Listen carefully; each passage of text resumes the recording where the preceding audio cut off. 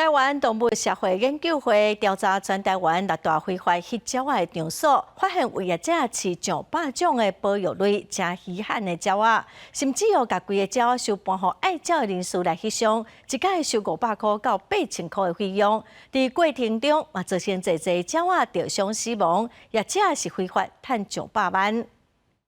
本地是保育动物，煞变做饲来互人翕相趁钱的工具。有动物保护团体开2档的时间，加入全台无共不当翕鸟仔的群组，发现真侪私人以违法掠到的鸟仔，招揽翕相的生理。一阵子，这个在野外大批的这个鸟友过去前往拍摄，没过几天，这些鸟就会悄悄的降落在这些笼拍的场所里面。也就是这件事情呢，严重的涉及野外的这个非法盗猎跟捕捉，另外一个就是很严重的走私问题。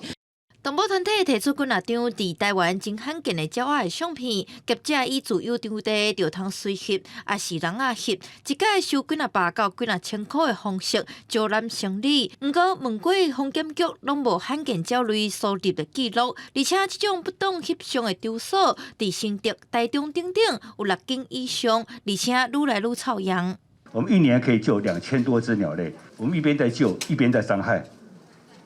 所以我们无法容忍，